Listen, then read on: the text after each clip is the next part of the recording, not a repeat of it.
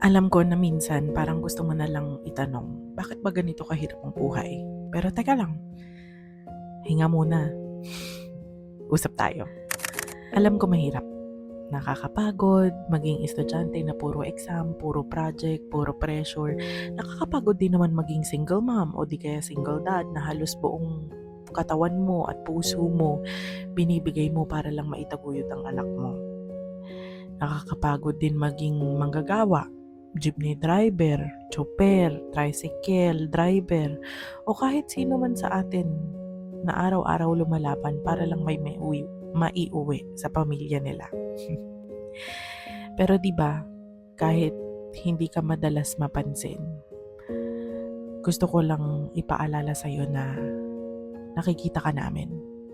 Lahat ng magsasaka natin, lahat ng gumagawa ng effort para araw-araw meron tayong mabibiling pagkain. Nakikita po namin kayo and we appreciate your efforts, your sacrifices, yung pawis at yung luha na hindi laging nakikita ng iba. Nakikita po namin yon. And hindi po sapat ang salitang salamat para masabi namin ng maayos yung gratefulness namin sa inyo. Pero ngayong araw,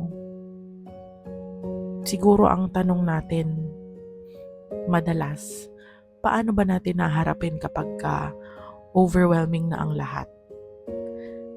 Maybe I'll give some gentle reminders lang kung paano nga ba, how to cope when everything feels overwhelming, na I'm sure lahat po tayo na pagdadaanan.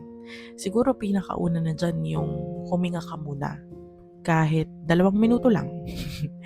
Shutdown po muna natin yung mundo, pumikit muna, breathe in and breathe out. Minsan po kasi yun lang ang kailangan ng katawan at isip natin, yung huminga muna.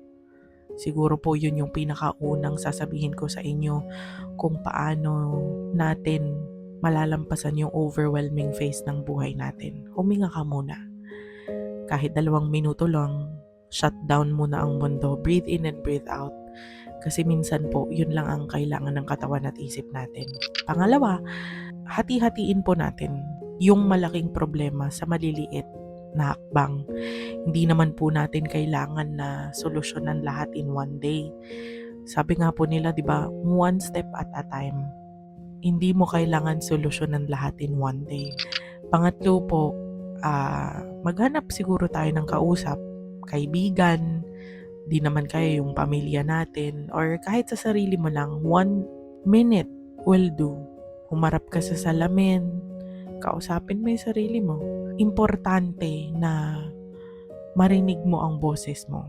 Marinig natin yung boses natin, hindi lang ang ingay ng problema. Kung walang gustong makinig sa'yo, pakakatandaan mo na merong isang taong handang makinig sa bawat problema mo. Hindi mo man makuha yung sagot na gusto mo, pero panigurado pakikinggan ka niya. Pang-apat, siguro kailangan na nating matutong magsabi ng tama na muna. Rest is part of the fight. Hindi ka tatakbo bukas kung ubos ka na ngayon. So hanggat maaari, matuto sana tayong magsabi ng no, o di naman kaya tumanggi muna panandalian. And panghuli, last, remember na hindi ka nag-iisa. Your struggles are valid. And kahit hindi laging halata, ang dami mong taong natutulungan just by surviving. Kaya lagi mong tatandaan, hindi man nakikita, hindi man na-appreciate verbally at the moment, pakakatandaan mong balang araw, makikita nila ang halaga mo. So, this is just a reminder for you tonight na kahit gaano kabigat, you are doing enough and you are enough. Ang effort mo, nakikita. Ang sakripisyo mo, mahalaga. And one day, mararamdaman mo rin na lahat ng pinasan mo ngayon, may saysay pala. Kaya please, huwag mong kalimutan, buhay ka pa, laban ka pa, at mahalaga ka pa rin.